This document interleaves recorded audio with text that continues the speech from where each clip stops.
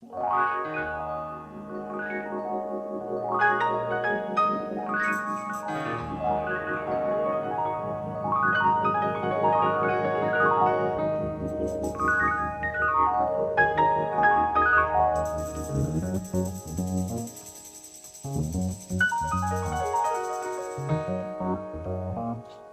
afternoon, everyone. Welcome to you all. My name is Bruce Newberger, and I'll be your host for this third in a series of conversations about this country's history from various perspectives we call Dangerous Truths. Today, we're featuring Reverend Dr. John Buehrens, who has authored many books on American spiritual and social justice movements, and whose presentation today will focus on the role of Black Transcendentalists, and particularly on the life and contributions of the great Frederick Douglass. The presentation is being recorded for future showings. If you do not wish to appear, please close your window. At the end of the presentation, there'll be time for questions and answers, and our chat monitor is Robin Larson, who will be reviewing the chat questions as we go along. We will officially close the meeting on or before 3 p.m. with closing remarks. So at this point, I'd just like to welcome Robin to say a few words to us. Robin? Robin? I'm glad to see you all here, and I'm looking forward to this. I think it's going to be pretty fascinating. Okay. That's really, I've been interested in Frederick Douglass for a long time. But I don't know very much about African-American transcendentalists. And so that should be really pretty fascinating. Okay, all right. Let's see. Okay, so this series is the production of two different committees from the First Unitarian Universalist Society of San Francisco, the Human Rights Working Group and Forum. And for more information about the work of these committees, or information about the speakers, you can access our website, which is uusf.org, or email us at humanrights@uusf.org, or the forum at uusf.org. And all those addresses are posted on the chat. If you want to cut and paste them, makes it easier. And now, before we begin the program, we'll take a minute to honor the First Peoples who occupied the land where we are right now and where this program originates. So in order to present that, I want to welcome Dolores. Dolores? Thank you. Thank you, Bruce. My name is Dolores Perez Heilbrunn. We, the members of the First Unitarian Universalist Society of San Francisco, gratefully acknowledge that we are located on the ancestral homeland of the Ramaytush Ohlone peoples who inhabited what is now the San Francisco Peninsula. The Greater Bay Area is also the ancestral territory of the Miwok, Yokuts, Patwin, and other Ohlone tribes.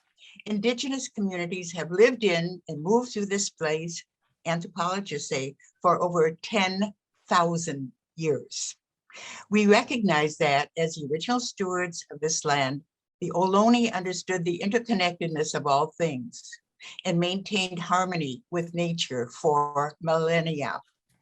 We honor them for their enduring commitment to our Mother Earth.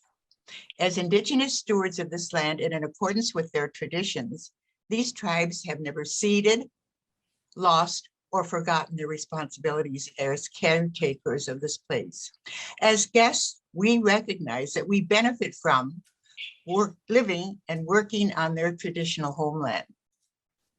We now wish to pay our respects by acknowledging these Indigenous inhabitants and by affirming their sovereign rights as the First Peoples. Please join us in a moment of silence to acknowledge and honor these ancestors.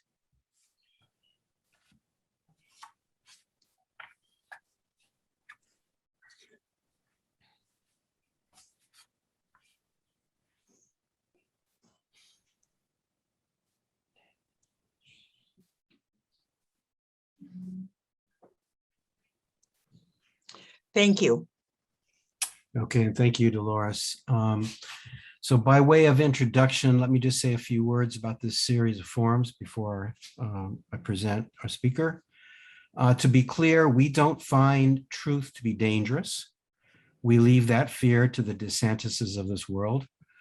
What troubles us are the concerted efforts to outlaw the truth, whether that be around the current or the historical or current reality of this society, and to the measures to punish those who tell these truths.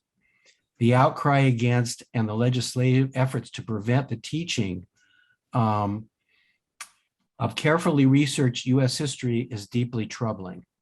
We see this connected to the attacks on democratic rights, since a democratic society can only function with an educated and enlightened population.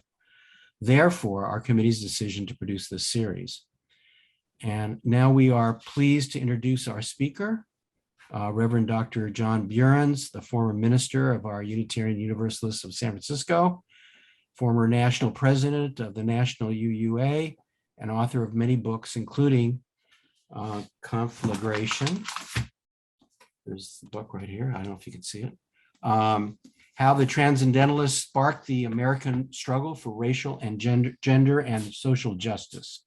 And today, John Buehrens will focus on the life of Frederick Douglass and other Black Transcendentalists. Thank you, John, for being here, and we look forward to your presentation. Thank you, Bruce. It's my pleasure. I've placed in the chat the references to two books that I'll be drawing on today.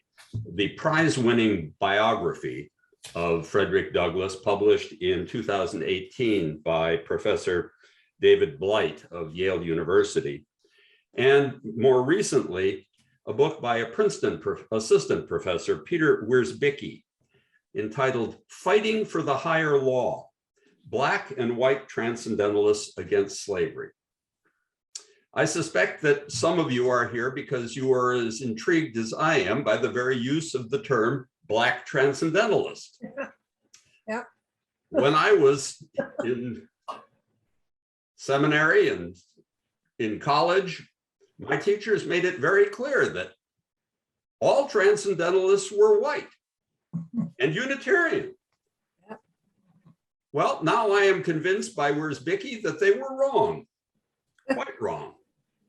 He shows how many 19th century intellectuals in the Black community were so influenced by Transcendentalist philosophy that they should be considered part of that philosophical movement, whether they attended or joined Unitarian churches or not, although some did. I knew that Frederick Douglass could be considered a Transcendentalist in his religious thought, at least in the latter part of his life. In my book, Conflagration, one of my discoveries was that in 1887, when Douglass was already the most famous African-American on the planet, he went to Europe on a speaking tour with his second wife, Helen Pitts Douglass, and he arranged to go from Rome to Florence overnight, arriving on May the 10th, the very anniversary of the death in that city of his friend, Transcendentalist Unitarian minister Theodore Parker, who had died in Florence in 1860. Mm-hmm. Theodore Parker had been the head of the Biracial Vigilance Committee in Boston that was charged with protecting fugitive slaves in that town throughout the 1850s, until tuberculosis, which was endemic at the time, forced Parker to seek some relief in a warmer climate, first in the Caribbean and then in the Mediterranean. To me, it's remarkable that Douglass would go out of his way to want to place flowers on the grave of a white man he had known who had died 27 years before. But that night he sat down and penned a letter to his friend Theodore Stanton, the son of Elizabeth Cady Stanton, who had hosted him when he had passed through Paris. He said, "Stanton, you're absolutely right. The gravestone that was placed on the grave of Theodore Parker by his widow is so simple as to be shameful. Why, a man like that should have a monument that is a sermon in itself. Frederick Douglass then returned to Rome and commissioned the sculptor William Wetmore Story to execute the marble monument that is on Parker's grave to this day. Story, by the way, was the hub of the American expatriate community in Rome. He'd known Margaret Fuller during the Roman Revolution, and he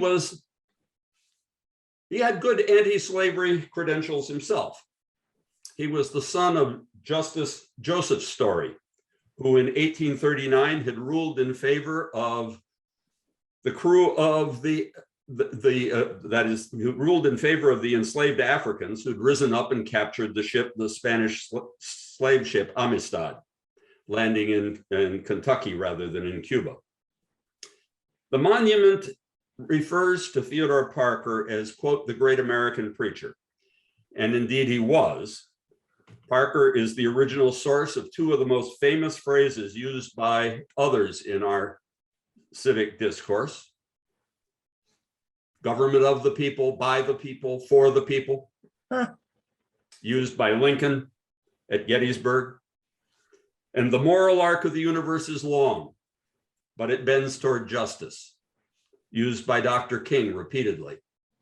Both go back to Parker. And beneath his bas-relief portrait, taken from a clay bust of Parker that Story had the dying minister sit for when he passed through Rome, and his full name and dates of birth and death, and that characterization as the great preacher, the monument ends with these words: his name is here inscribed in marble, his legacy on the hearts of those whom he freed from slavery and superstition. I also knew that Douglass had had contacts with Unitarians tied to transcendentalism from the very earliest days of his life as a fugitive from slavery. Why, the first dollar that he earned as a free man, for example, was given to him by the Reverend Ephraim Peabody, then the Unitarian minister in New Bedford, Massachusetts. Peabody had earlier been the minister in Cincinnati, where he was co-editor with another transcendentalist Unitarian, James Freeman Clark, of the Western Messenger, the first transcendentalist journal, which even before the Dial, published the essays of Margaret Fuller. Peabody's daughter later recalled how Douglass, in between chores, would sit in their kitchen trying to teach himself French. Oh. After he returned from Europe in 1887, the fact that he did know French made Douglass the first US ambassador to the Republic of Haiti. Huh.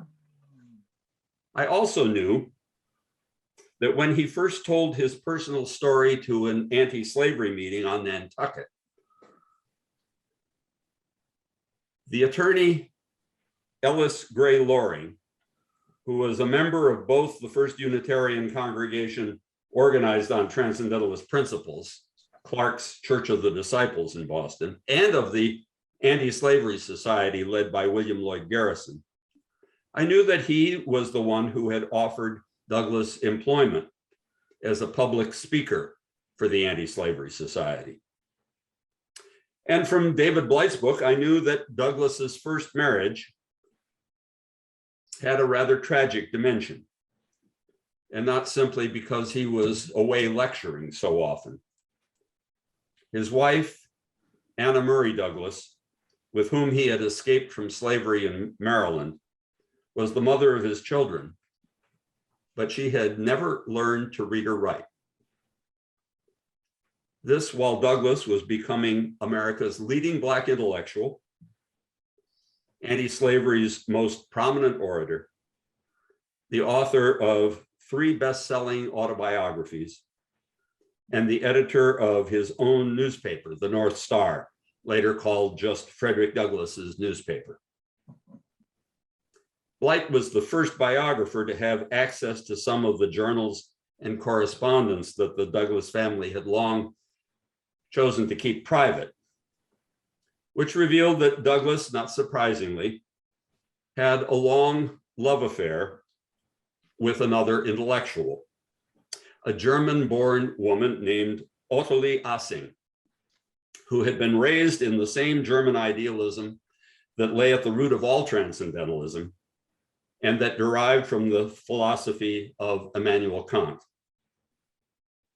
Kant rejected the notion that all of our knowledge comes through our five senses empirically. There are a priori truths, argued Kant, and transcendent categories of thought that should help us to intuit how wrong it is to treat another moral being as a mere object, much less as someone's property. Ethically, it is a categorical imperative to see others as moral subjects, just as we are, because their ability to think and flourish and act is tied to our own abilities to do so. Assing, however, was not only a free thinker in the sense that she didn't regard the Bible as the ultimate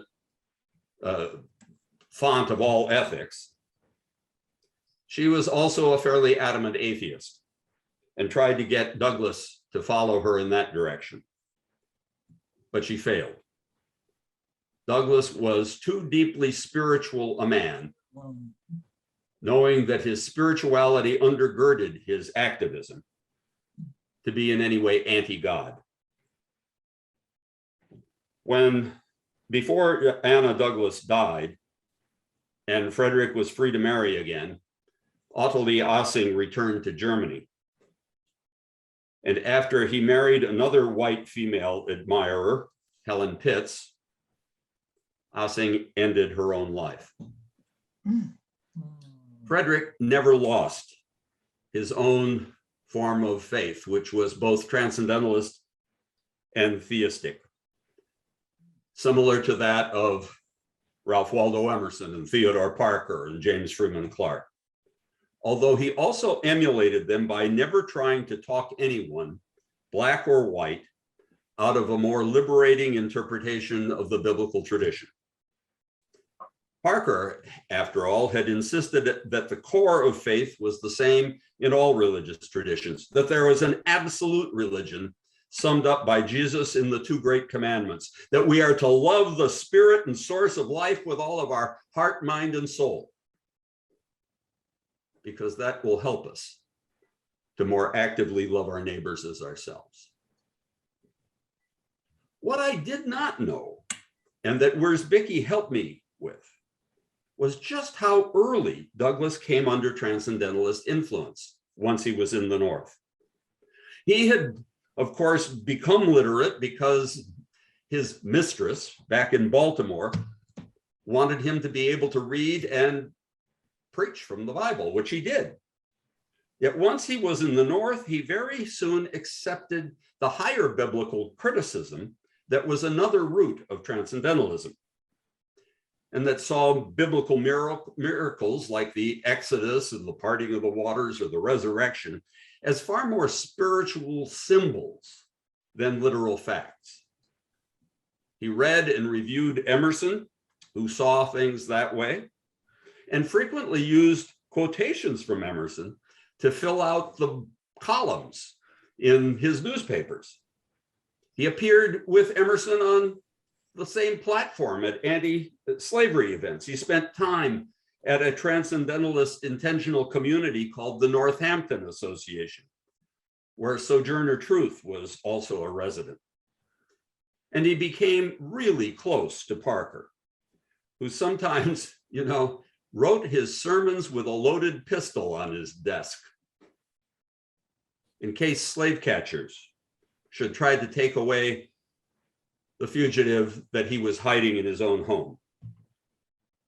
Parker was the self-appointed chaplain to the many fugitive slaves that passed through Boston.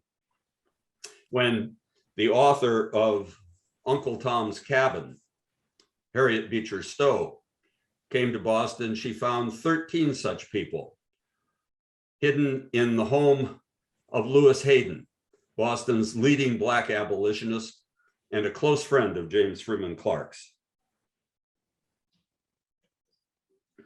Parker worked closely with both Black and white abolitionists, and Bicky shows how abolitionism and transcendentalism may have arisen somewhat separately, but they strengthened one another.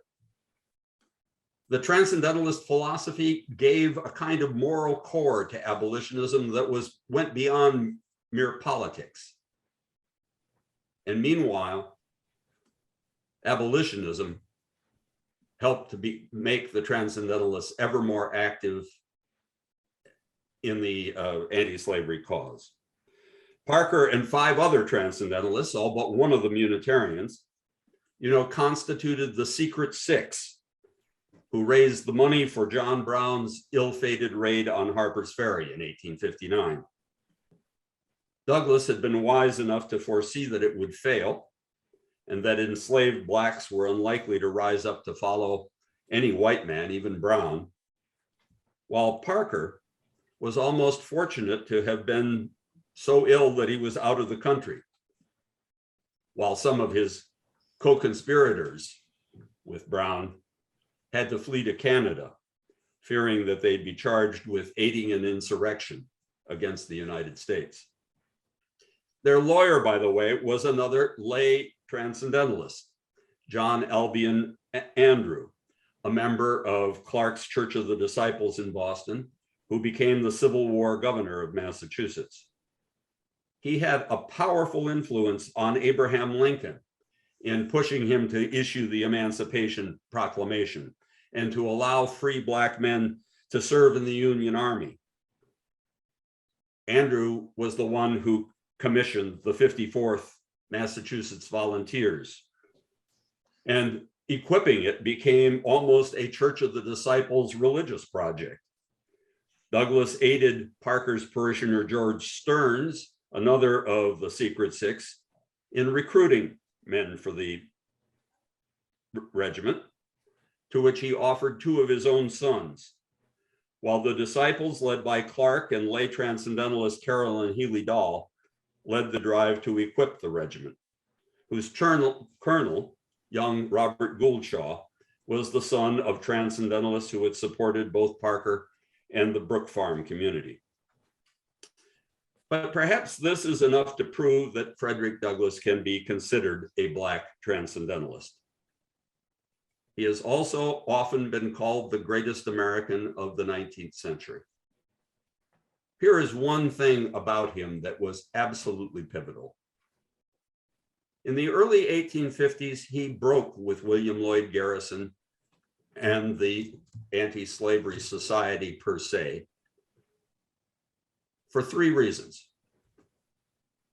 First, Garrison had tried to calm white fears of Black power by committing the anti-slavery society to moral persuasion and never any active political engagement.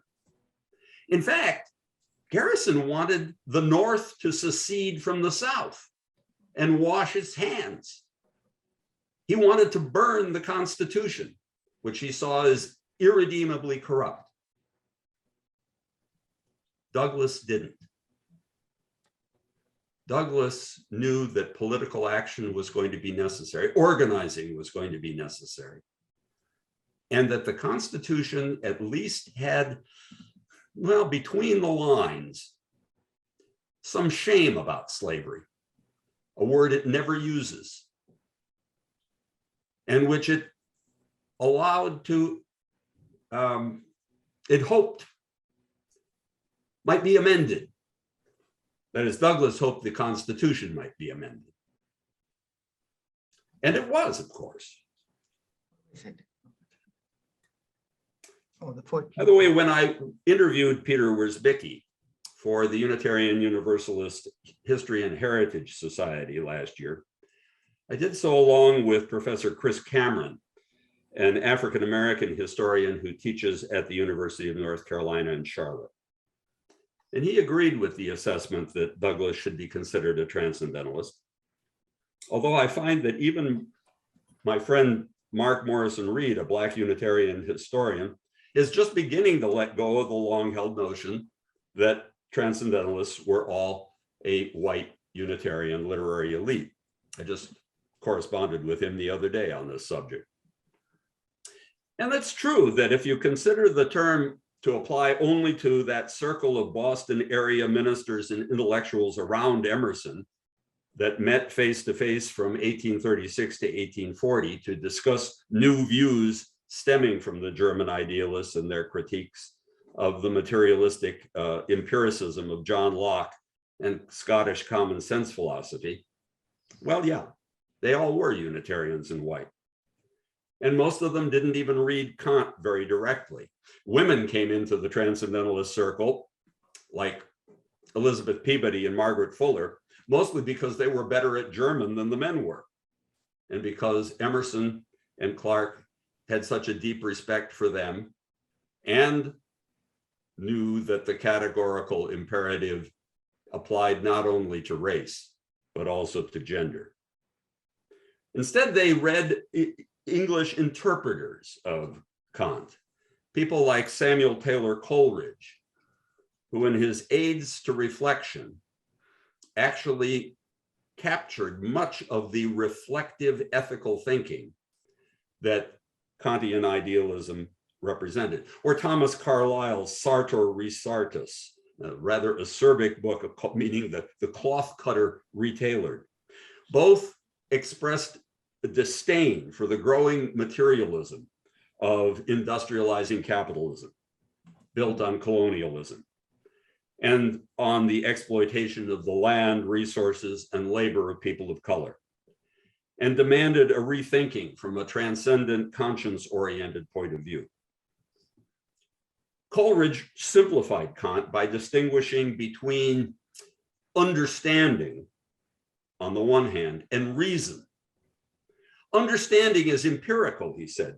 It takes in data and experience, and it's practical in that it always is calculating advantages and making contracts, money, and seems necessary for survival. But reason stands above understanding, allowing us to reflect on the morality of our actions and the spirit behind them, and to see all persons, all entities as parts of an interconnected whole. Now, what Bicky has done is to see that there were Black intellectuals as early as the 1820s who, like the privileged white Unitarians of the Boston area, were also reading Coleridge. They, through him, gained a transcendentalist perspective through their efforts at what Channing would have called self-culture, and which Black study circles often referred to as efforts at elevation. Elevation in literacy, knowledge, agency, opportunity, and dignity. This rather challenged my published and often reasserted assumption that all early Unitarians all early Transcendentalists were Unitarians. Because Bicky begins his book with the story of Black New Yorker Alexander Crummell, who was a leader in the 1820s and 30s of a New York study circle of free men of color who called themselves the Phoenixonians, and later the Hamilton Circle, remembering that Alexander Hamilton, as the recent musical about him points out, was a person of mixed racial heritage, as many of them were.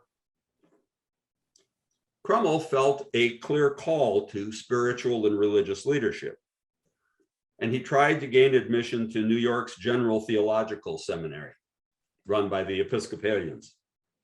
But they turned him away because the authorities at the seminary feared losing donors from the South. Coleridge, by the way, having been a Unitarian minister in his young adulthood, had rejected the materialistic empiricism that was then almost dogmatic among British Unitarians, and had accepted the symbol of the Trinity and gone back to the Church of England. Yet Crummell persisted, much as my own wife Gwen did, in the face not of racism, but of sexism. And Crummell was eventually ordained a priest in the Episcopal Church. He lived long enough to mentor a younger Black intellectual, W.E.B. Du Bois, the first African-American to earn a PhD at Harvard, and among other things, the founder of the NAACP.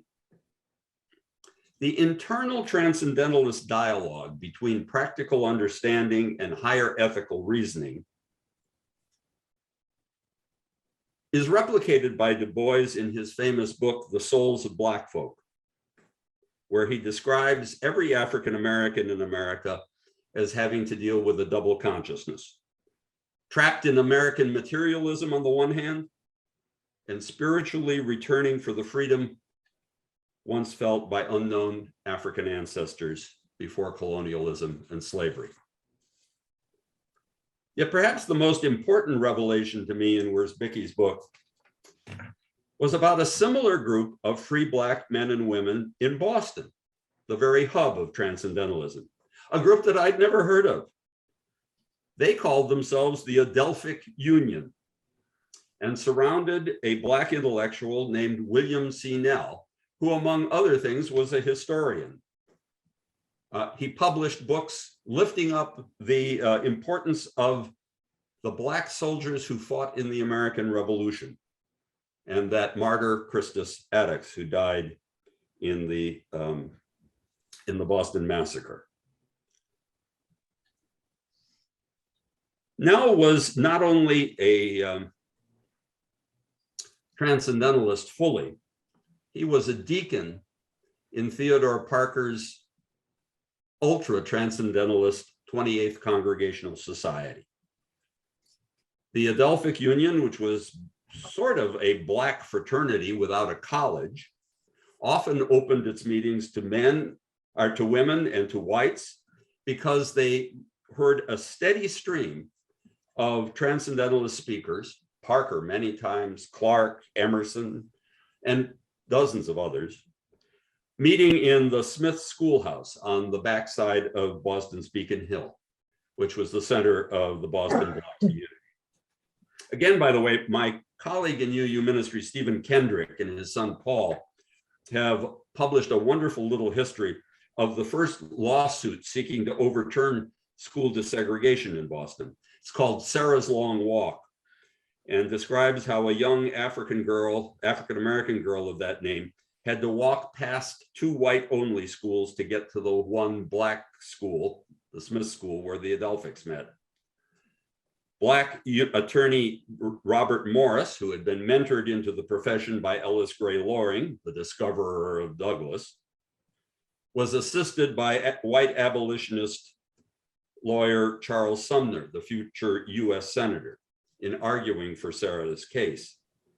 Sumner was the fellow who was nearly bludgeoned to death on the floor of the United States Senate by a South Carolina congressman who felt that he had insulted the honor of the South and of his cousin, the senator, by calling him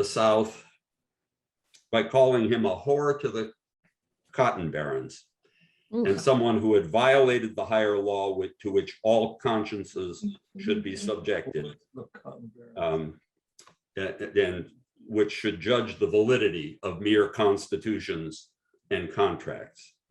Fighting for the higher law then involved merging philosophical transcendentalism with practical abolitionism, changing both. Now, like his minister, Theodore Parker, whose grandfather, Captain John Parker, had led the Minutemen on Lexington's Battle Green in April of 1775, felt that a second American Revolution would be necessary in order to purge America of its original sin of racist white supremacy, both in the form of genocide of the Native Americans and the importation of enslaved Africans. So did Frederick Douglass. This is why he broke with Garrison. Nell, by the way, left Boston in 1847 to assist Douglas in Rochester, New York, as the printer publisher of the North Star and later Frederick Douglass's paper. They split from after 1850, when the compromise of that year, which let California into the Union as a nominally free state, also led to a far more rigorous and brutal fugitive slave law. Black followers of Garrison, such as Nell, also rejected Garrison's burning of the Constitution and wanted to see the political activism of both Blacks and white allies strengthened, not turned aside. In reading the Constitution as he did, as not yet beyond redemption, Douglas became the leading spokesperson for his enslaved brothers and sisters and a kind of constitutional lawyer without a law degree. His interpretation, by the way, had a powerful influence indirectly on Lincoln, who at Gettysburg reinterprets the Constitution in the light of the Declaration of Independence. Remember, 77 years ago, our fathers brought forth upon this land a new nation conceived in liberty and dedicated to the proposition that all men are created equal. That famous speech ends with a prayer that the sacrifice of the fallen not be in vain, but that government of the people, by the people, for the people, not perish from the earth. Those phrases from Parker, I know, were transmitted to Lincoln via his Springfield, Illinois law partner, William Herndon, a Unitarian who subscribed to Parker's printed sermons and even went to visit him in Boston. All of which only means that transcendentalism must be understood to have transcended the neighborhood of Boston and the Unitarian churches. It even reached that other cradle of American liberty, Philadelphia, where with that permanent crack in the Liberty Bell, one that I interpret as symbolizing its Quaker heritage, which demanded complete consensus to take any public stand on public issues, like the abolition of slavery. During the 1800s, you know, literally thousands of friends left their Quaker meetings, angry about their inability to convince their fellow friends to come to consensus about how to end slavery. Many Quakers, like the most thoughtful friends around New Bedford, where Douglas began his life as a free man, or feminist Susan B. Anthony, who had admired the willingness of friends to hear testimony even from women, joined Unitarian Transcendentalist congregations.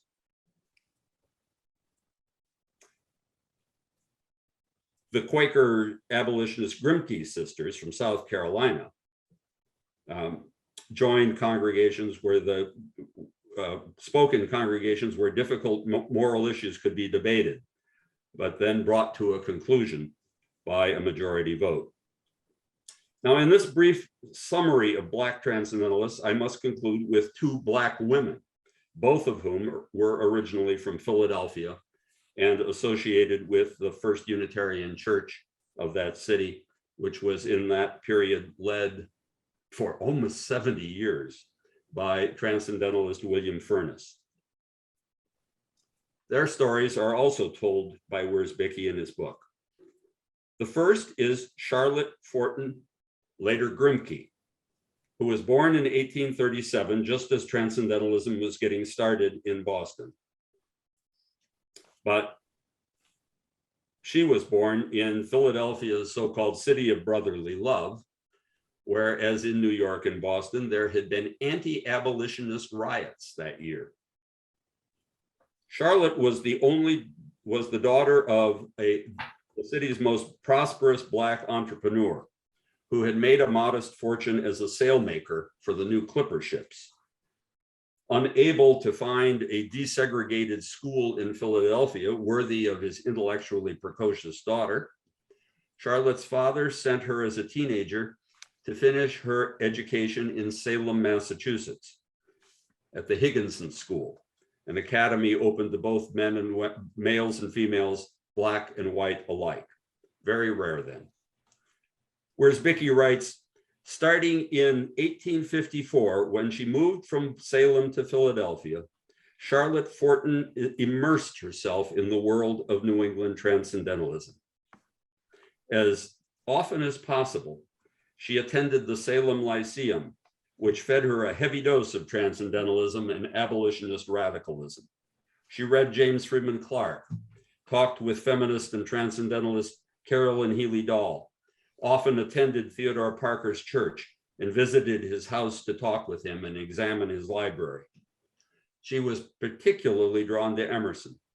In her journal, she mentions attending 5 different lectures by him and reading his work 6 different times. Now, not all the Black intellectuals that Bicky identifies as transcendentalists identified as Unitarians throughout their life.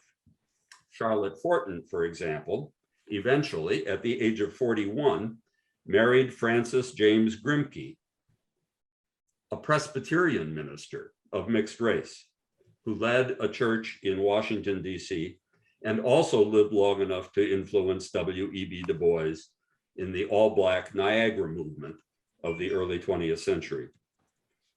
Du Bois then reluctantly agreed, thanks to white Unitarian allies like John Haynes Holmes, whose grandfather had been the treasurer of Parker's congregation, and Mary White Ovington, to form on February 12, 1909, the centenary of Lincoln's birth, the NAACP, as a multiracial national association for the advancement of colored people. Fortin became an activist and educator and writer. During the Civil War, she went down to the Sea Islands of the Carolinas to take part in what was called the Port Royal experiment, starting schools for the thousands of plantation workers who had suddenly been freed. This was the period when there was actual hope that plantation lands would be divided up, with each Black family provided with the famed 40 acres and a mule, something that never really happened. She wrote poems like At the Home of Frederick Douglass, and stayed an activist until her death in July of 1914. An even more important Black transcendentalist with a feminist voice was Philadelphia's Frances Ellen Watkins Harper. She was born in 1825 in Baltimore, and like Fortin, lost her mother rather early in life, and was raised by an aunt and uncle who had organized a Black literary society and the Watkins Academy for Negro Youth, which she attended until the age of 13. She then became a nursemaid and seamstress for a white family that owned a bookstore. And by 21, she had written a small book of poetry herself. At 26, she left Maryland to teach in a school for free Blacks in Wilberforce, Ohio, and began writing poetry for anti-slavery journals, including the Frederick Douglass paper. Over the next 8 years, she became something of a female Frederick Douglass, traveling up and down the United States and even Canada, giving speeches like "The Elevation and Education of Our People" for both Black groups and white-dominated abolitionist societies, often speaking also about the rights of women.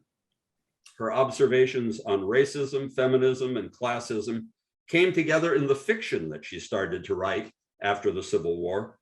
Her 1859 short story, The Two Offers, is about women's education and was the first such story published in America by an African-American woman.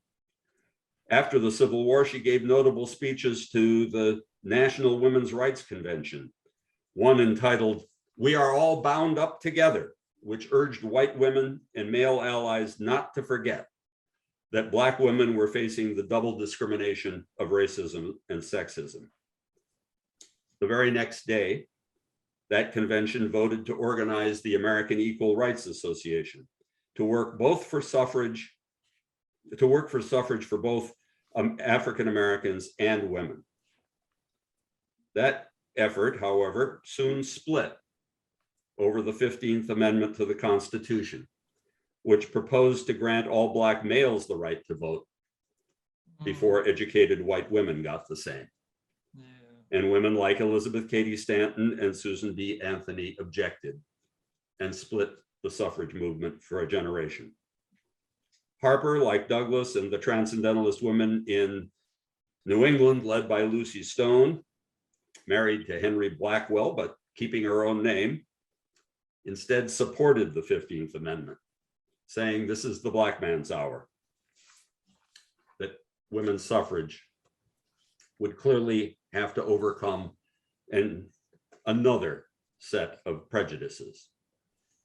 Harper spent the rest of her life working for equal rights for all until she finally died in 1911, also in Philadelphia. As I argued 3 years ago in a book subtitled How the Transcendentalists Sparked the American Struggle for Racial, Gender, and Social Justice, I believe there's a complete through line between the Transcendentalists of the 19th century and much of the activism of our own day. This includes one topic I have not yet mentioned: the struggle to restrain rapacious capitalism from destroying nature, whose resilient creative processes the Transcendentalists even called divine. Emerson's first book, remember, was simply called Nature. He meant to show how spirit, embodied especially in our reflective species, our species capable of ethical reflection, should teach us to observe and care better for our collective Mother Earth. But the sudden death of his brother Charles in 1836 led him to cut the book short and then look to his younger disciple Thoreau to further exemplify and write on that subject. What I've tried to do in today's talk is just to remind us that we are inheritors of a transcendentalist legacy,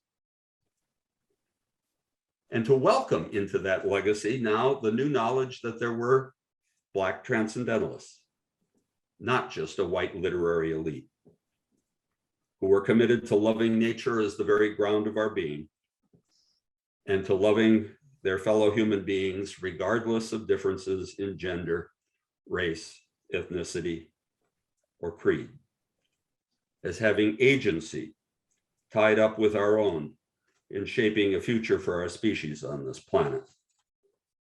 We would do well to pay attention to their witness and their presence now that their stories are being recovered, and help reshape collective history, both back then and in the crises of the present, and in our hopes for a more humane and sustainable future. And with that, I welcome your responses and your questions. Thank you.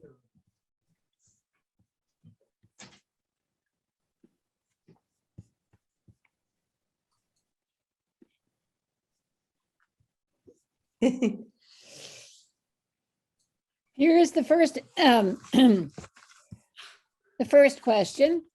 Is there any indication that transcendentalism had any influence on slaves who led anti-slave rebellions, like Denmark Vesey or Nat Turner? Does transcendentalism have anything directly to say about rebellion or revolution? So I guess there's really two good questions there. Yeah, the answer to the first one, specific ones about Nat Turner and Vesey is no. Both of them, however, were religiously motivated. Vesey was a part of a Black church in Charleston that it was the predecessor to Mother Emanuel where the shooting took place a few years ago. Ah, Nat Turner had something of a messiah complex, I'm afraid. You know, he was going to make like Moses. The biblical story of the Exodus had a tremendous impact on African American thinking, going north, the spirituals, following the drinking gourd, yeah, all of that sort of thing. Now, the second part of that question, Robin, could you repeat that? Let's say, Yeah. does transcendentalism have anything directly to say about rebellion Yeah. or revolution? Actually, one of the key figures there is Karl Fallen, born in Germany. He was a law professor before he came to the United States, and very much identified with the young student movement of the post-Napoleonic era in Germany. He actually wrote a law article on the subject of the right to strike out against tyrants. And for that, he was forced to flee from Germany. He was hunted down by the police and took refuge first in Switzerland and then in France, where he joined Lafayette, who had, of course, been part of both the American Revolution and the French Revolution, and a hero in both. And Karl Fallen came to America with Lafayette, who was visiting America on the 50th anniversary of the outbreak of the American Revolution, 1825. Well,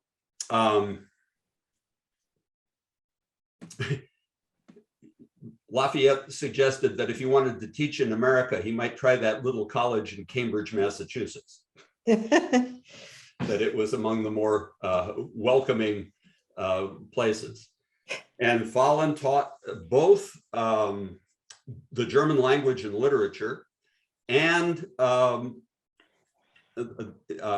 theological ethics at Harvard for about, for almost a decade, until he joined the Anti-Slavery Society and Harvard fired him as a notorious abolitionist. The incredible pressure against abolitionist activity by the owners of the textile mills and their bankers and the shipping interests involved in the cotton trade just can't be minimized. And I think that the shift toward, say, the revolutionary activism of a John Brown clearly shows that at least the Secret Six indeed felt that there were times when revolution needed to be sparked. Margaret Fuller, you know, it was America's first, the world's first female war correspondent, covering the rebellion in Rome against the rule of Pope Pius IX, and where she developed a relationship with a young Italian revolutionary who became the father of her child. She, of course, died tragically, along with her child and the baby's father in 1850, when they were attempting to return to the United States, and their ship foundered in a storm off Fire Island, New York. I didn't get the third of these reasons why Douglas broke with the Garrison Anti-Slavery Society. Yeah, Dave, do you want to ask that question again? Oh, okay. I hear your voice. I'm sorry. Okay, you said that Frederick Douglass broke with the Garrison Anti-Slavery Society for 3 reasons. Yep. And the 2 principles that I understood were that that society believed only in moral persuasion, no active politicking. Correct. Secondly, that they wanted the North to secede, but I didn't get the third reason. the third reason that Douglas split from. Burn the Constitution? Garrison was so completely committed to non-resistance, pacifism, that Douglas realized that was not going to do it. Mhm. Oh, I see. Was there anything about the Constitution there? Yeah, and famously in 1854, Garrison publicly burned a copy of the U.S. Constitution at an anti-slavery rally. This is not a great way to win friends and influence people. And many people began to say, no, we're going to actually have to work within the constitutional framework in order to change it. And Douglas was critical in that reinterpretation. Okay, that's You also mentioned here, David, and I want to read what you wrote because it's different from what you just said. what I wrote. No, that's me. I wrote that. Whatever. Dolores. Okay, so anyway, you only mentioned David. Oh, okay, so this is really Dolores's question. You only mentioned Henry David Thoreau once. Did he work for abolition and also against U.S. wars of aggression? And did he have a close relationship with Frederick Douglass? So Dolores has managed to get 3 questions into one question. So starting with Thoreau, did he work for abolition? So it's interesting. Both, one of the reasons that I didn't spend a lot of time on either Emerson or Thoreau in my book is because I wanted to decenter the story of the Transcendentalists from Concord and their relative individualism and recenter it on actions in the city that were much more grounded in church-based social activism. Emerson and Thoreau became involved in the anti-slavery movement in what I would characterize as initially negative ways. Emerson's first actions, well, he did organize a letter writing campaign to the President of the United States opposing the Cherokee removal. But the first thing that he did with his own person on the subject of racial discrimination was he refused to speak to a lyceum in New Bedford where people of color were forced to sit in the balcony. He would only address integrated audiences. Similarly, Thoreau's first reaction to wars of aggression that were pushed by the slave power, namely the Mexican War and the attempt to, was to refuse to pay his poll tax. The scene that was put in the play, Thoreau's Night in Jail, which has Emerson coming to the jail and being asked, Henry, what are you doing in there? And Thoreau replying, the question is, Waldo, what are you doing out there? Is apocryphal, I'm sorry to say. But more and more as the 1850s emerge, both of them become very active. When Emerson and Thoreau actually played a considerable role in making John Brown into a martyr figure with their speeches. Emerson said that if John Brown was hung for trying to end slavery, he would make the gallows as glorious as the cross. So Thoreau went down to the First Parish Church in Concord, which he had quit, and rang the bell to summon people to an emergency town meeting in response to the John Brown event. So yes, they both have credentials as abolitionists and activists, but how can I put it? Although they're very popular and their writings are important, especially Civil Disobedience from Thoreau. Thank you very much. They're not my favorite transcendentalists. Emerson was an aloof human being. Anybody who writes an essay on friendship that includes the line, "Most men descend to meet," Yeah. is a little hard to get to. And of course, Thoreau was more of a disaffiliate than perhaps anyone, although what a remarkable observer of the natural world. He was seeing climate change and measuring the melting dates of the ice on Walden Pond way before anybody else.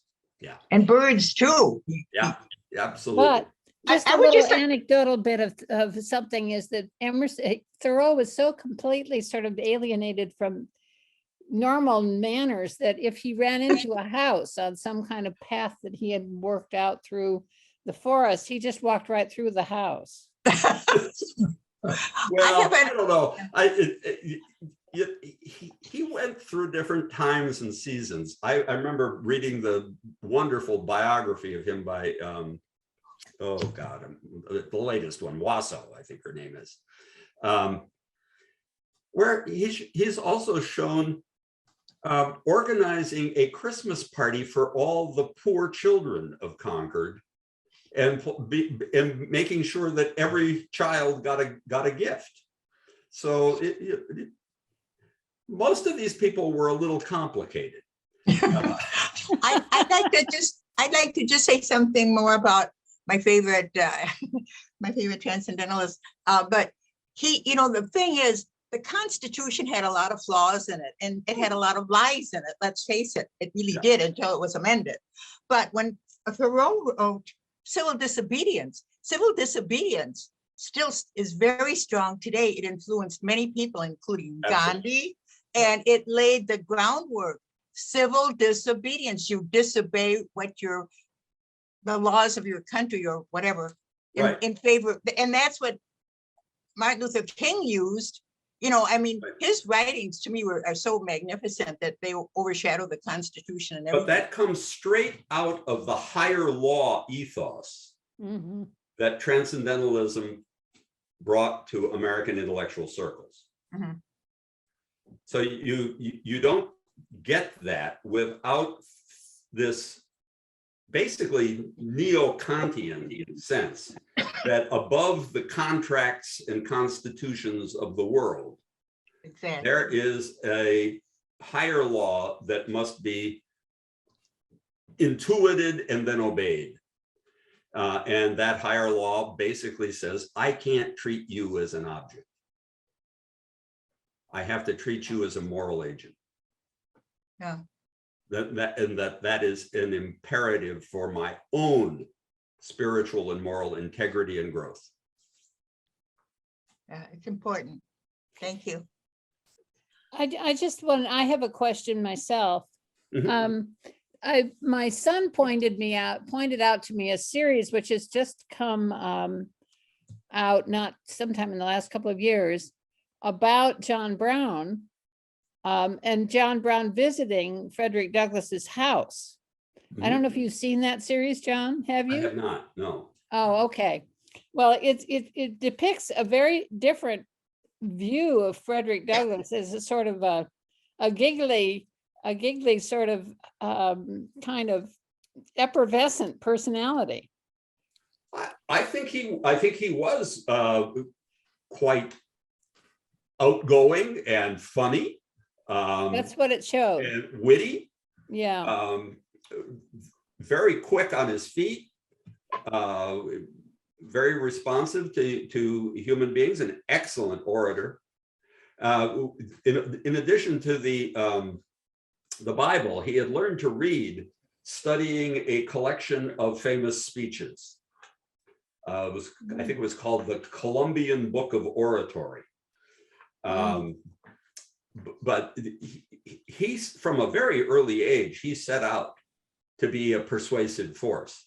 And that's probably why for a while he was content to work for the Anti-Slavery Society's approach to trying to end slavery through moral persuasion. Ultimately, though, he thought that the principles on which the Anti-Slavery Society had been formed were too geared to the concerns of whites. Like reassuring them that we'll never go violent.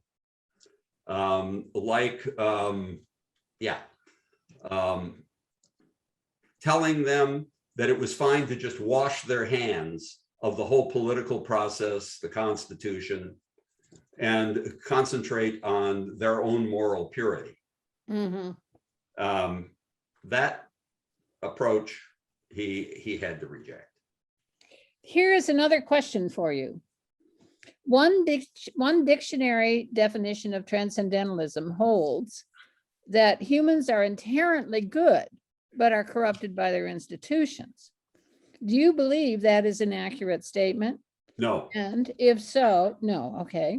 And if so, what kind of society or institutions would allow humans to fully live up to their inherent goodness? Yeah. And then I there's think another that's, question after that. This is another one of these people who does 3 questions in one. Yeah. I think that the Transcendentalists recognized, and by the way, Channing, their mentor, did as well, that human beings are capable of both great goodness and great evil. And it is the direction of that we use our agency in that matters.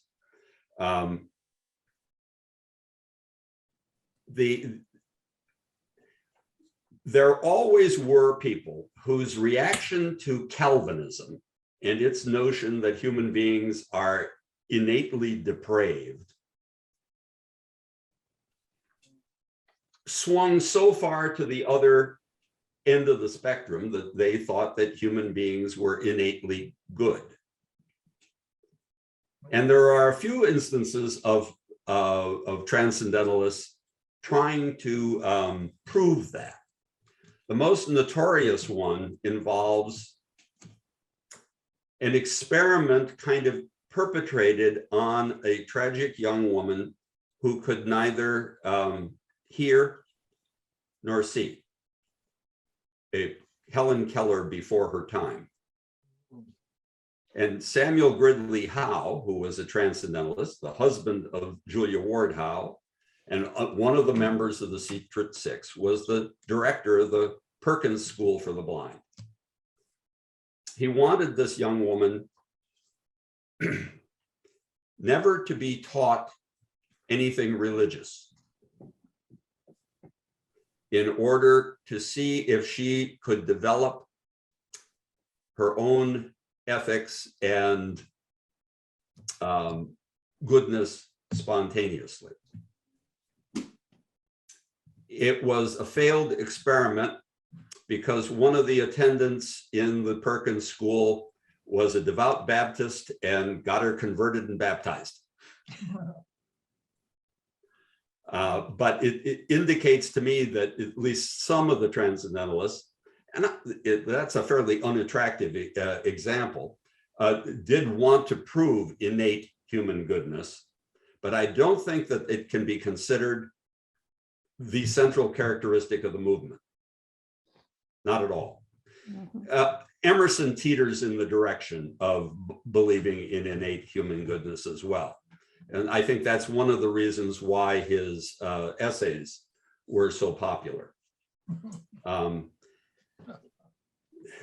There's a third part to this question. Mhm. And how do you see this, the idea of living up to inheriting, whether people, I think this is what this is saying. And how do you see this and the assertion that capitalism represents the expression of basic human nature?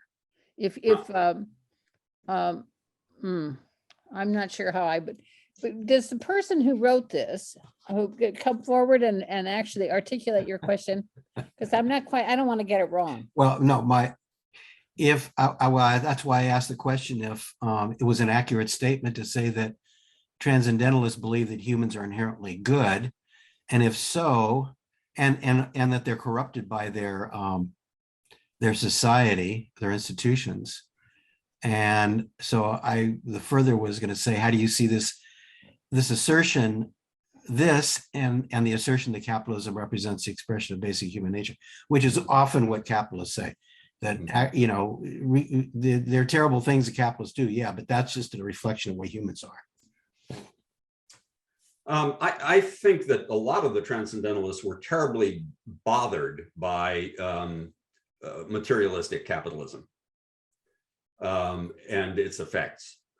None perhaps more so than George Ripley, who with his wife Sarah founds the cooperative community, the intentional community at Brook Farm.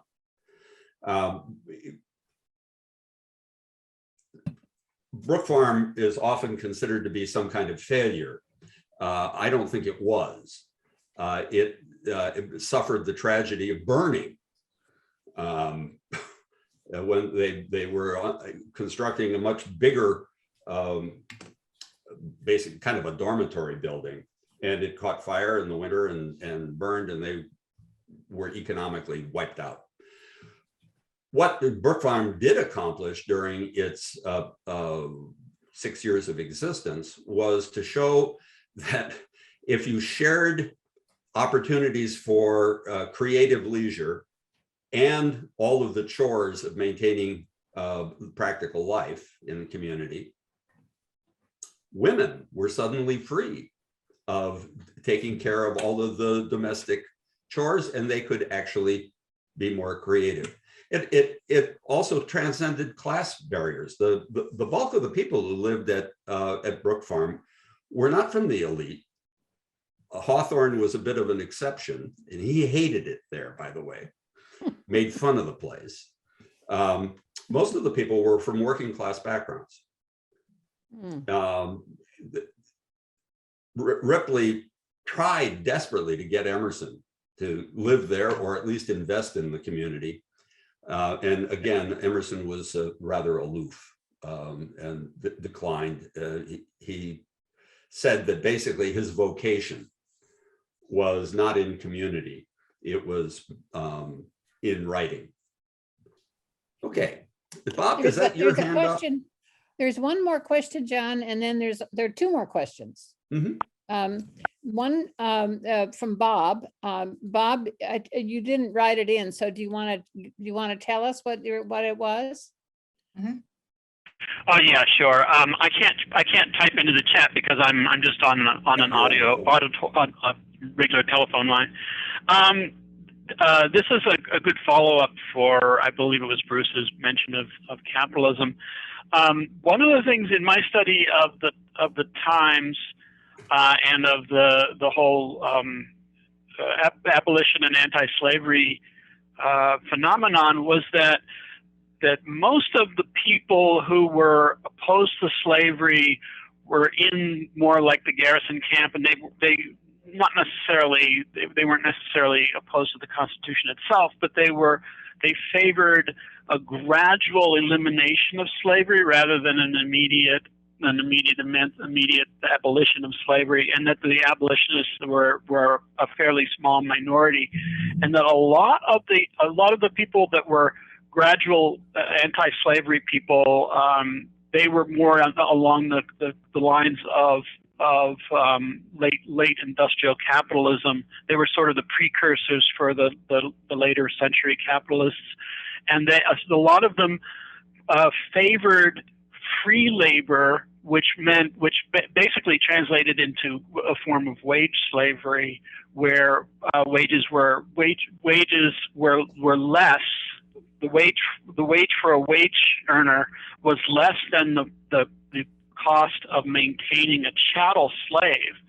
So it was actually a more efficient mode of production. Bob, at some point, yeah. I have to interrupt and say, what is your question? So what's the question? So of course, John's focusing more on the abolitionist side, but what I'm getting at here is how the sort of the dynamic between the abolitionists and the what became the capitalists and the capitalist position. Another aspect of that was in the founding of the Republican Party, most of the Republicans were anti-slavery rather than abolitionists. And even Abraham Lincoln himself said that he was a Henry Clay Whig and that he did not favor abolition. So I was wondering if John had any observations on that, if he has any Well, there's a expertise in that famous area. book, Bob, called Means and Ends in American Abolitionism. The abolitionists were not all agreed about either the means or the ends. You're quite right that some people wanted to see slavery ended in a more gradual way. There were good reasons to worry about what would happen if all of a sudden everybody who had been enslaved but fed was thrown on the labor market. The way the British ended slavery in the Caribbean was by throwing a lot of money at the process and stretching it out over a period of 6 years. Channing, who had seen the Caribbean, because he had to go down there for his tuberculosis, when he wrote on slavery in 1835, he did not like Garrison's emphasis on immediatism or his harsh language, which he thought was not going to, or for that matter, Garrison wanted everybody to quit the churches because they weren't pure. He was a big fan of what was known as come-outerism and anti-constitution. Well, God, Channing's father had helped get the Constitution finally ratified in Rhode Island.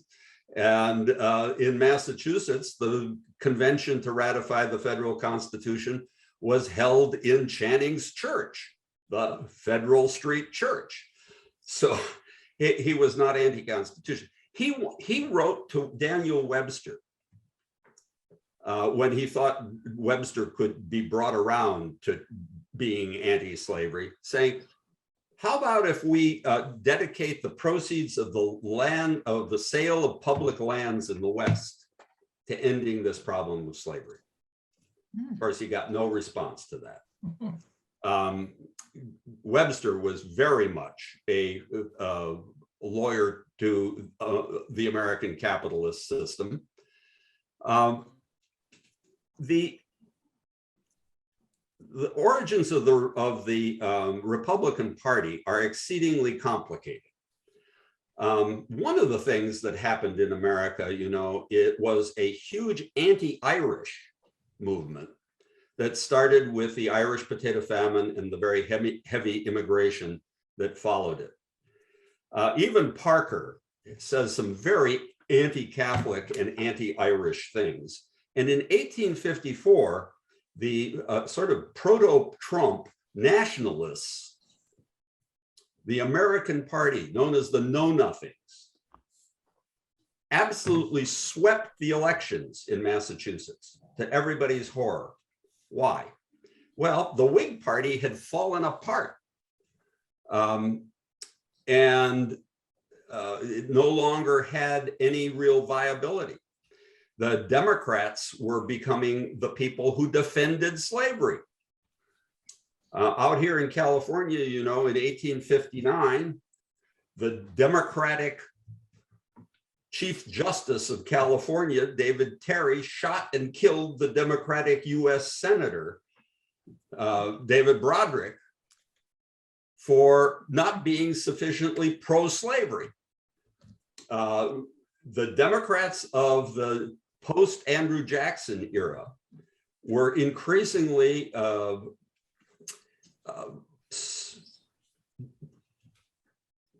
against anti-slavery, anti-slavery. There's a question here for you, John. Good.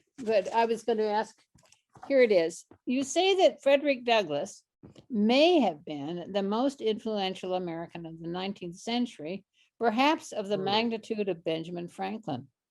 All most Americans know of the 19th century is 1861 to 65, and that's it.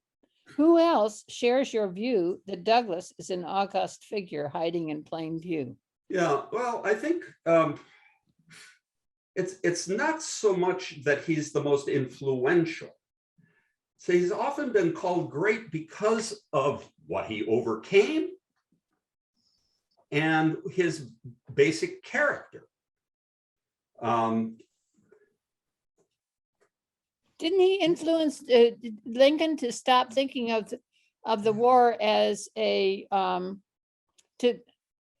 he influenced Lincoln to think of the war as a war to eliminate slavery rather than save the Union? The whole abolitionist movement and was pushing in that direction. John Andrew, for example, who defended the Secret Six, becomes the Civil War governor of Massachusetts and leads the Massachusetts delegation to the convention in Chicago that nominated Abraham Lincoln. He was then chosen by the Republican convention to go down to Springfield, Illinois, and tell Lincoln that he was the nominee. Back in those days, you didn't campaign. You stayed home, and yes. Andrew was probably the most influential Northern governor. And he doesn't get enough credit for being the person who really put the pressure on Lincoln to allow African-American soldiers in the Union Army.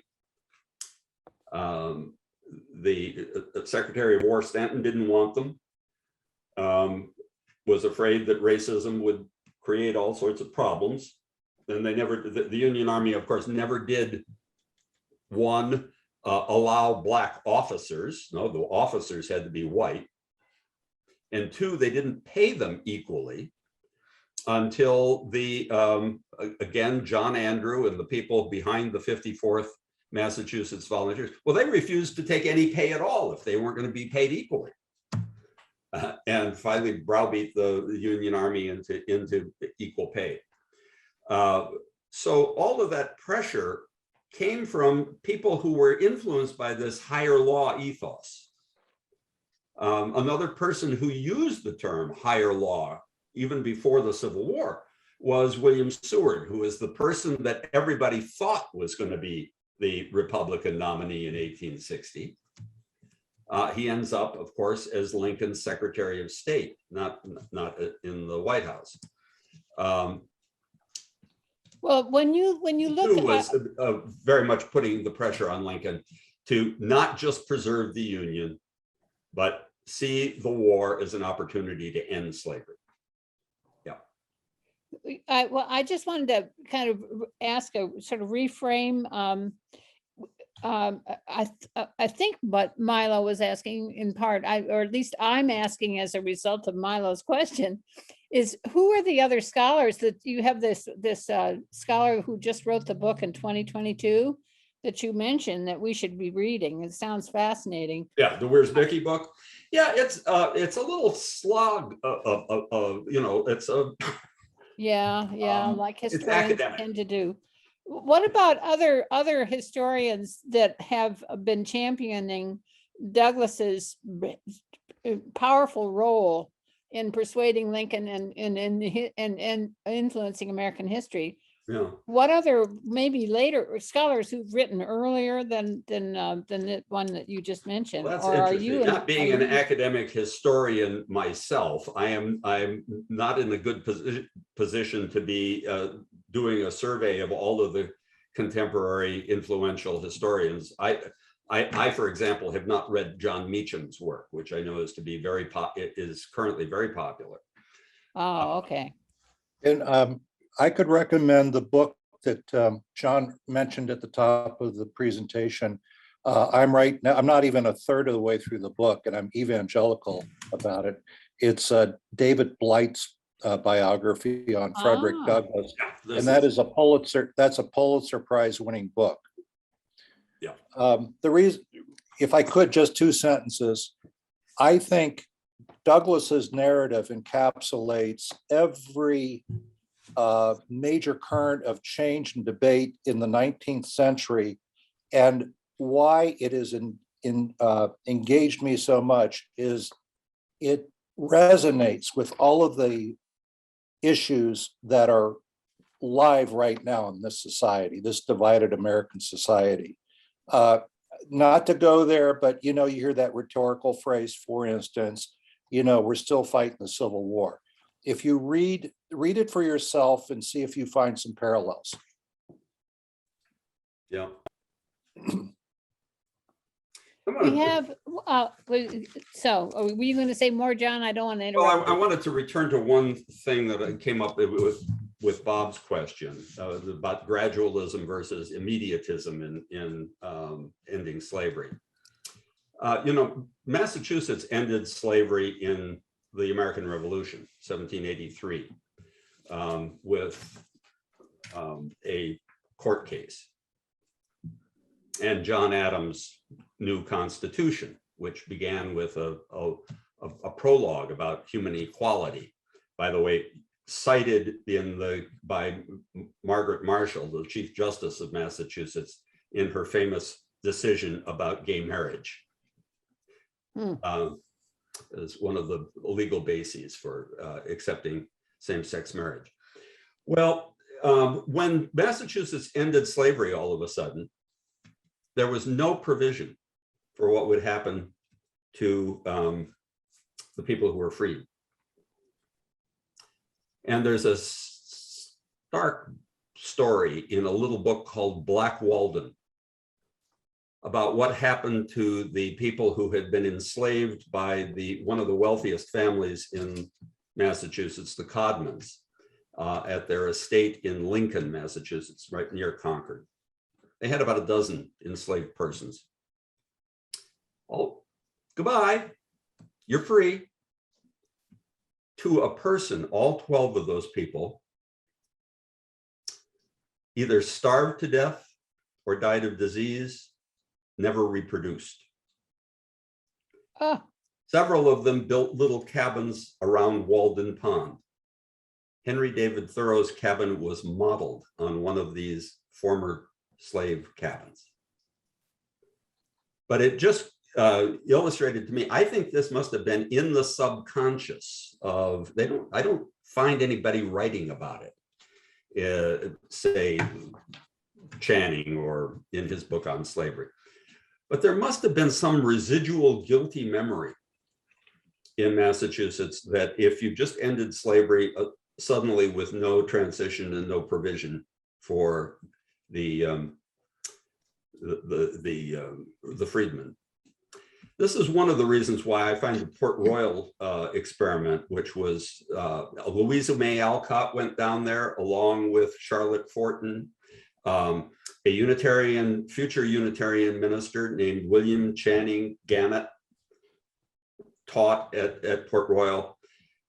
Last week, I was up in Portland, Oregon, visiting my dear friend, Rob Eller Isaacs, who sadly is in the last months of his life, it seems, with stage 4 pancreatic cancer.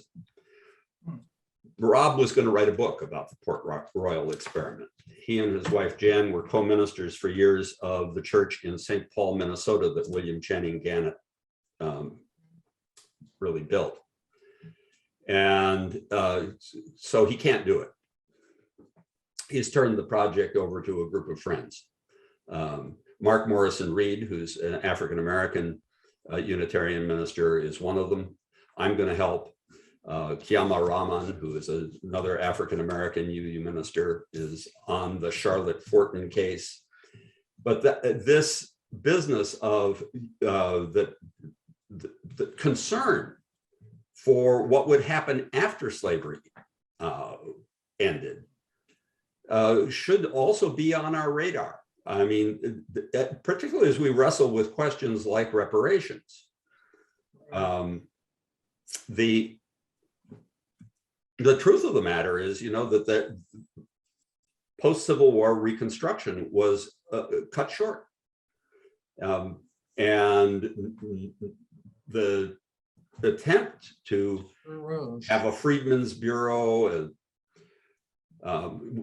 those of us who serve on the church's stewardship committee have been reading a book called The Color of Money, which is about it starts out with the story of the Freedmen's Bank. And by the way, Frederick Douglass was cajoled into heading up the Freedmen's Bank. It failed.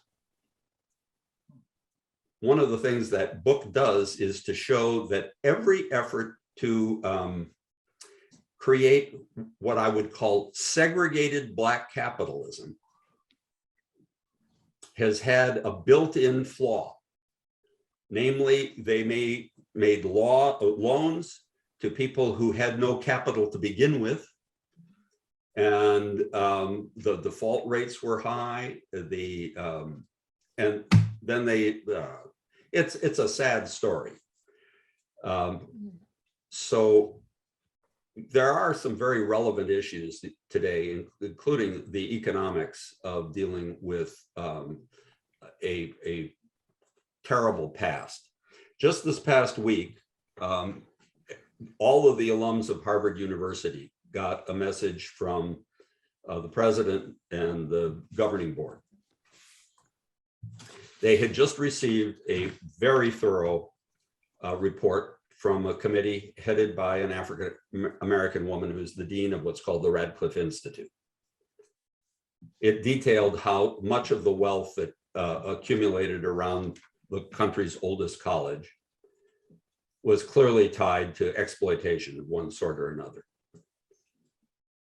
They've now appointed an implementation committee and funded it with $100 million to begin to deal with what they can do to right the wrong that lies beneath. King's Chapel, one of the most traditionalist and wealthy congregations in the Unitarian movement in Boston, has come to terms with the fact that during the colonial era, there were easily over 200, maybe more, enslaved people in the possession of members of that church. Peter Faneuil, who gave the money that provided the biggest meeting place in Boston, Faneuil Hall, he was an enslaver. Isaac Royal, who funded Harvard Law School, he was an enslaver. At King's Chapel, they're doing two things. One is, I've been part of 4 meetings on Zoom. What kind of memorial can we put up? Acknowledging our complicity with enslavement, physically. And then can we get our trustees to appropriate, say, $5 million from our $35 million endowment to a living memorial fund where we can partner with African American organizations in the city, again, to try to provide some reparations. These are living questions. I would support that, but I just wanted to make, I don't know, is there another question? Because I have comments to make. So okay if I make a comment here? The other day I took a bike ride down to Mission Bay, and if you haven't been down to Mission Bay, it's very interesting to see what's going on there, the Chase Stadium and all the rest that's going on down there. And then we went from there to the Indian Basin, which is closer to the Bayview. It's actually the Bayview district. And what struck both of us on this little bike ride, we hadn't intended to look at it this way. It just the structural inequality that we talk about is recreated. It's just being recreated right in front of our eyes. Mission Bay has grown up as a wealthy community. The wealth just pours out of it. You can see it in every element of what's going on there. And Indian Basin, which is, they're doing some investment there in the community, but the poverty and the inequality just stark. And this is happening right in front of our eyes. It just recreates itself over and over and over again, despite all the rhetoric and all the supposed efforts that are made to rectify it. So I think that would be an interesting thing just to, for those of you who like to ride bikes, or if you don't want to ride bikes, walk down there, but just to look at it and to see it's right there in front of your face. So, You know, I must say, on my recent trip to Portland, Oregon, I was shocked to see how the homelessness problem in that city seems as bad or worse. And I was down in LA. All over this country, the deepening divide between wealth and poverty is becoming more and more apparent. You have to wonder whether it isn't going to reach some point where finally major policy changes take place, not just at the municipal level, because I don't think municipalities can solve these issues in isolation. But it's going to, for example, where the hell are the millions and millions that we need at the federal level to fully fund Section 8 housing? We fund 20% of the need.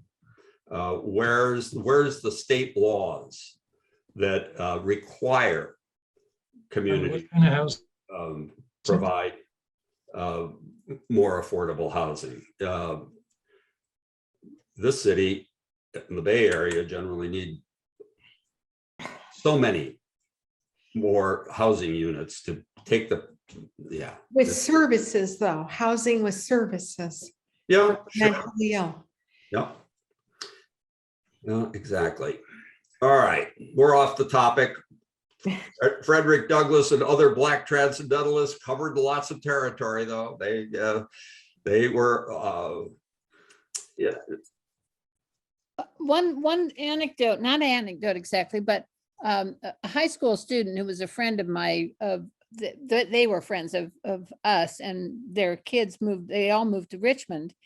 And one of them was digging around during high school for a topic, and he discovered a visit that Lincoln made after the war, or toward the very end of the war, with a bunch where he met with a group of ex-slaves, and he told them all to arm themselves.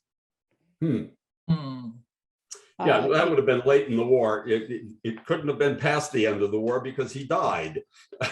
Oh, that is true. Yes, he did die, didn't he? Yeah. Yes. Yeah, this must have been in that last year.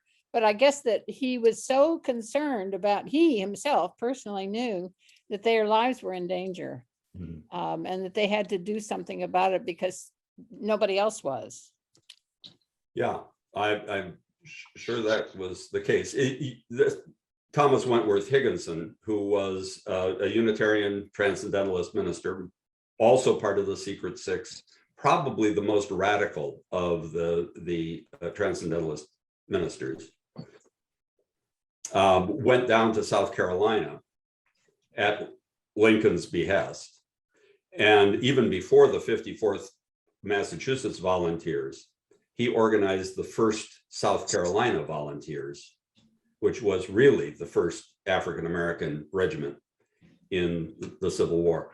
And there was a tremendous amount of racialism throughout the 19th century. Some of it was strangely a byproduct of trying to be scientific and believing that evolution had created some people more evolved than others. Oh, yeah. Yeah. But you get a few glimmers of people who don't buy that. And Higginson sitting at the campfire with his own men at night, listening to them sing spirituals. What does he do? He makes the first collection of the lyrics of African-American spirituals ever printed. The friendships that crossed racial lines in these circles. James Freeman Clarke and Lewis Hayden and John Andrew. My God. Hayden was the Black abolitionist who ran the Boston station on the Underground Railroad. These guys really loved each other and stood up for one another. Hayden was the person who pushed John Andrew to run for governor. And Andrew got Hayden started in politics. Hayden becomes the first person of color to serve in the Massachusetts House of Representatives after the war. Clark was a lifelong friend of Hayden as well. And in my book, I talk about how when Hayden turned out to be not as eloquent a speaker as Frederick Douglass was, he tried out as a speaker, standing on the steps of Thoreau's cabin at Walden, speaking to the Female Anti-Slavery Society of Concord on August the 1st, Emancipation Day, the anniversary of the British emancipation, August 1st, 1846. Well, Andrew and James Freeman Clark both said, there. Not everybody's gifted to be a public speaker. They set him up with a boarding house on Beacon Hill that was the hiding place of fugitive slaves. They set him up with a used clothing store so that people escaping slavery coming to the chilly north could get through a winter or get on up to Canada in some better clothing that they had. These were both projects that went through not so much the Anti-Slavery Society, but the vigilance committees. There were 3 of them in Boston that were created and eventually had like 180 members, including very prominent citizens, but also with African-American leadership, like William C. Nell, like Lewis Hayden. And to see people in that era setting aside the pervasive racism and even the pseudoscientific racialism that periodically poured out of some people's mouths, for me is really quite touching. Milo, did you have your hand up again? Yeah, I had a question contained in a comment. What impresses me about what I've read thus far with Frederick Douglass is, indeed, he was born in a slave state of Maryland, but I don't know that all of his work that I'm aware of at this point is in the North. He's traveling the free states, and he's really going to town on all the religious hypocrisy. He really spends a lot of time attacking all of the Christian anyway, comment, he it seemed like a staple. He was attacking the hypocrisy. In Boston on Tuesday, I'm giving a lecture at and for King's Chapel, where I've been asked to please talk about what was going on in the Unitarian churches of the pre-Civil War period in Boston, and why so few of them, with the exception of Clark's church and the Theodore Parker's church, which were almost created as activist congregations, why so few of them were engaged in anti-slavery work. Well, there was a tremendous amount of pressure for ministers to avoid controversial subjects.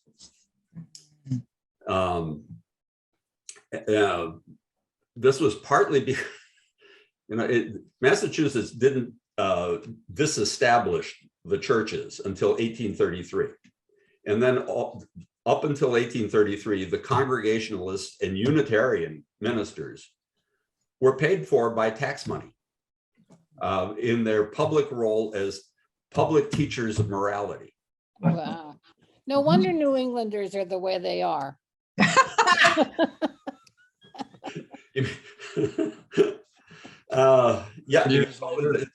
That's it. It was the sort of post-Puritan structure that came straight out of the attempt to have the churches be the visible saints in the new. That's amazing. So New England does have a fairly distinctive ethos. Not all bad, not by any means. In fact, when Thomas Starr King came out here to try to save California for the Union, he said that the way he was going to do it was by sort of New Englandizing as much of California as he could. And that meant literature, education, a kind of patriotism that wasn't opposed to the right of rebellion. And an anti-slavery ethos. On August the 1st, 1860, Thomas Starr King spoke to almost the entire Black community of San Francisco on Emancipation Day and absolutely wowed them. One Black historian here in California has said that in many respects, he was probably the only authentic white anti-racist in the whole state. The prejudice against Native peoples here was just so awful. It was just it's these people who managed to transcend themselves, transcend the prejudices of their time, really reflect on ongoing events and public life from a higher law perspective, who I think offer a continuing inspiration to those of us who, if we are reflective about it ourselves, we're today's transcendentalists.